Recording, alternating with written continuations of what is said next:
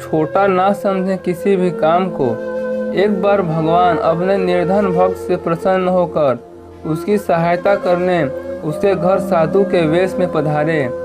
उनका यह भक्त जाति से चमार था और निर्धन होने के बाद भी बहुत दयालु और दानी प्रवृत्ति का था। वह जब भी किसी साधु को संत को नंगे पांव देखता तो अपने द्वारा गांठी गई जूतियां या चप्पलें बिना दाम लिए उन्हें पहना देता। जब कभी भी वह किसी असहाय या भिखारी को देखता तो घर में जो कुछ मिलता उसे दान कर देता। उसके इस आचरण की वजह से ही घर में अक्सर फाका पड़ता था। उसकी इन्हीं आदतों से परेशान होकर उसके माँ बाप ने उसकी शादी करके उसे अलग कर दिया ताकि वह गृहस्थी की जिम्मेदारियों को समझे और अपनी आदतें सुधारे।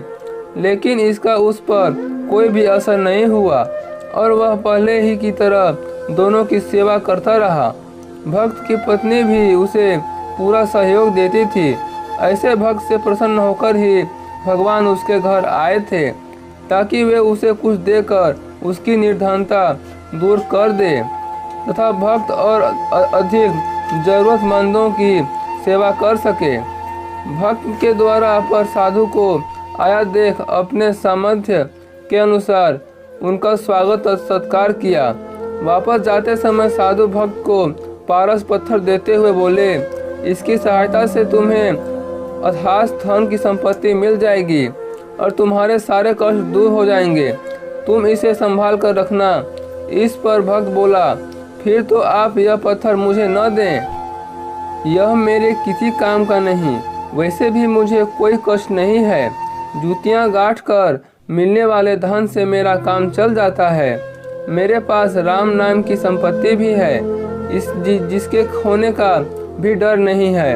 यह सुनकर साधु बेधारी भगवान लौट गए।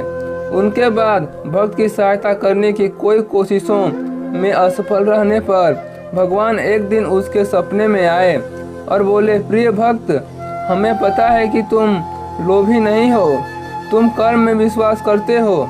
जब तुम अपना कर्म कर रहे हो तो हमें भी अपना कर्म करने दो।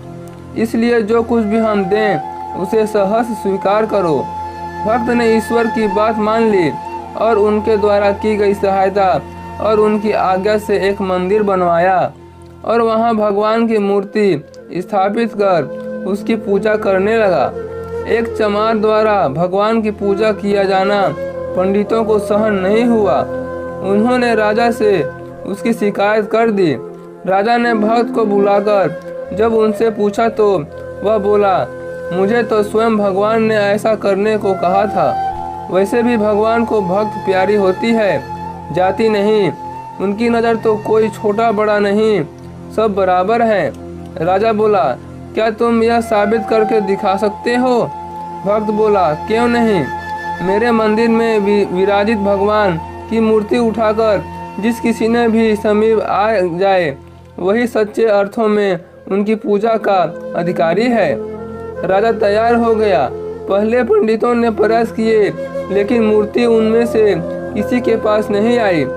जब भक्त की बारी आई तो उसने एक पद पढ़ा, देवाधिदेव आयो तुम शरणा, कृपया कीजिए जान अपना जना। इस पद के पूरा होते ही मूर्ति भक्त की गोद में आ गई। यह देख सभी को आश्चर्य हुआ। राजा और रानी ने उसे तुरंत अपना गुरु बना लिया। इस भक्त का नाम था रविदास। जी हाँ, वही जिन्हें हम संत रविदास जी या संत रैदास जी के नाम से भी जानते हैं, जिनकी महिमा सुनकर संत पीपा जी, श्री गुरु नानक देव जी, श्री कबीर साहिब जी और मीराबाई जी भी उनसे मिलने गए थे। यहाँ तक कि दिल्ली का शासक सिकंदर लोदी भी उनसे मिलने गया था। उनके द्वारा रचित पदों में से 39 को श्री गुरु ग्रंथ साहिब में भी शामिल किया गया है। तो दोस्तों, आपको यह कहानी से क्या शिक्षा मिलती है कमेंट बॉक्स में जरूर बताइएगा। चैनल पर पहली बार आए हैं, चैनल को लाइक शेयर सब्सक्राइब जरूर कीजिएगा। फिर मिलते हैं एक नए इंटरेस्टिंग स्टोरी के साथ।